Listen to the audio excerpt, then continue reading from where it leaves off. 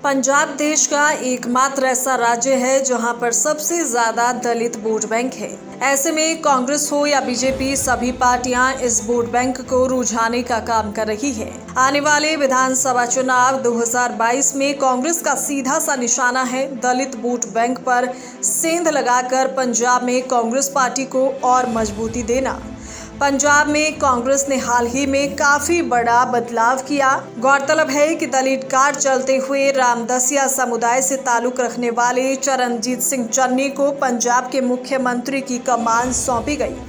पंजाब में गैर सिख वर्ग से चन्नी सहित अब तक 4 मुख्यमंत्री बने हैं। आखिरी बार 1966 में रामकिशन हिंदू समुदाय से पंजाब के मुख्यमंत्री बने थे। पंजाब में दलित, सिख और जट सिख की कुल आबादी 57.69% है। पर कांग्रेस की तरह हरियाणा में इस तरह का जातीय कार्ड और दाव आज से करीब 7 साल पहले भारतीय जनता पार्टी हरियाणा में खेल चुकी है। 2014 में भाजपा पहली बार 47 सीटों पर जीत हासिल कर सरकार बनाने में कामयाब रही। हमेशा से गठबंधन सरकारों का हिस्सा रही भाजपा ने पहली बार सरकार बनाते ही पंजाब वर्ग से ताल्लुक रखने वाले मनोहर लाल खट्टर को मुख्यमंत्री बनाया। यही दाव अब कांग्रेस पार्टी खेल रही है। हरियाणा के जातीय गणित को देखते हुए हरियाणा में जाट वर्ग और दलित समुदाय के सबसे अधिक वोट हैं। पंजाब में 24% जाट आबादी है। इसके अलावा करीब 21% दलित आबादी है। इसके अलावा करीब 7% पंजाबी, 7% वैश्य समुदाय, 20% पिछड़ा वर्ग, 7% ब्राह्मण समुदाय, 7% सिख समुदाय की आबादी है। पंजाब की तरह हरियाणा की राजनीति में भी जातीय गणित हमेशा अहम रहा है। जाट समुदाय का अधिक वोट बैंक होने का कारण ही रहा कि हरियाणा में अब तक हुए 10 मुख्यमंत्रियों में से 5 जाट रहे हैं। मनोहर लाल खट्टर पंजाबी वर्ग से पहले मुख्यमंत्री हैं। 2014 के चुनाव में हालांकि भाजपा को जाट वर्ग का खूब वोट मिला। फरवरी 2016 में हुए जाट आरक्षण आंदोलन के बाद जाट मतदाता भाजपा से दूर हो गए और 2019 के संसदीय व विधानसभा चुनाव में भाजपा को जाट वोट ना के बराबर मिला। यही एक वजह रही कि भाजपा के दिग्गज जाट चेहरे कैप्टन अभिमन्यु, ओम प्रकाश धनखड़ और सुभाष बराला भी चुनाव हार गए। कुल मिलाकर देखें तो अब तक हरियाणा में जाट समुदाय से 5 नेता जबकि गैर जाट वर्ग से 5 नेता मुख्यमंत्री बने हैं।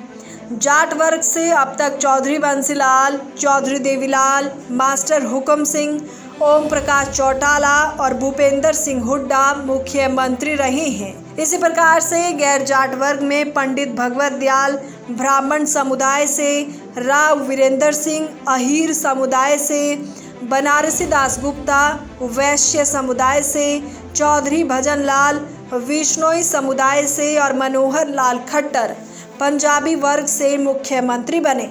हालांकि इससे पहले भाजपा खुद चौधरी देवीलाल, ओम प्रकाश चौटाला और चौधरी बंसीलाल जैसे बड़े जाट नेताओं के साथ सत्ता में भागीदार रही। हरियाणा गठन के बाद 1967 से लेकर 2014 तक हुए 12 चुनाव में ये चौथा अवसर था जब भाजपा अकेले चुनावी मैदान में थी। अलबत्ता इससे पहले 91, 2005 और 2009 में अकेले चुनावी मैदान में कूद चुकी है, पर तब भाजपा दहाई के आंकड़े को नहीं छू सकी। हरित प्रदेश में 2014 में पहला मौका आया जब भाजपा यहां अकेले अपने दम पर कमल खिला सकी। पार्टी गठन के अपने 32 बरस के कार्यकाल में भाजपा अकेले कभी भी राज्य में हुए विधानसभा चुनाव में बेहतर प्रदर्शन नहीं कर पाई थी।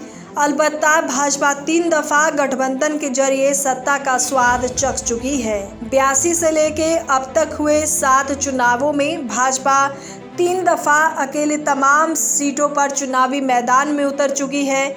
इसके बाद 2005 में 90 में से 2 जबकि 2009 में 90 में 4 सीटों पर जीत हासिल हुई। हरियाणा में 1967 से लेकर 2014 तक 12 आम विधानसभा चुनाव हुए। 80 में से भारतीय जनता पार्टी अस्तित्व में आई। इससे पहले ये पार्टी भारतीय जनसंघ के नाम से जानी जाती थी। भारतीय जनसंघ के जमाने में राज्य में विधानसभा चुनाव में प्रदर्शन बेहतर रहा। 68 में से 44 उम्मीदवारों में 7 जबकि 72 में 19 उम्मीदवारों में 2 ने जीत हासिल की।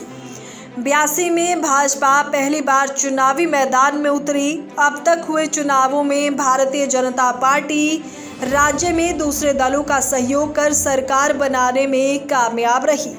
भाजपा ने अतीत में 4 बार हबीपा व लोकदल सरीखे दलों से गठबंधन किया। 4 में 3 बार 1987, 1991 और 2000 में गठबंधन की सरकार बनी। इस बार मई माह में हुए लोकसभा चुनाव में भाजपा ने हजका के साथ गठबंधन के तौर पर राज्य की 10 में से 8 सीटों पर चुनाव लड़ा और 7 पर जीत हासिल की। इस जीत से उत्साहित भाजपा एक खास रणनीति के तहत आगे बढ़ी और हजका के साथ गठबंधन से किनारा कर तमाम 90 हलकों पर अकेले ही चुनाव मैदान में उतरी। भाजपा के 40 स्टार प्रचारकों ने भाजपा के लिए प्रचार किया। स्वयं प्रधानमंत्री नरेंद्र मोदी ने राज्य के सभी लोकसभा क्षेत्र में रैलियां की। वहीं पार्टी के अध्यक्ष अमित शाह ने 25 से अधिक रैलियों को संबोधित किया। 10 बरस से कांग्रेस सत्ता में थी। 2009 में 32 सीटें हासिल करने वाली लोकदल विपक्ष में थी। 2019 के चुनाव में मनोहर लाल के नेतृत्व में ही भाजपा ने चुनाव लड़ा और भाजपा को 40 सीटों पर जीत मिली। पंजाब में कांग्रेस ने कहीं न कहीं दलित कार्ड के जरिए समीकरण बदलने का प्रयास किया है। हालांकि इसका कितना सकारात्मक असर होगा ये तो आगामी 2022 के विधानसभा चुनावों में ही साफ हो पाएगा। Bureau report, Republic Haryana.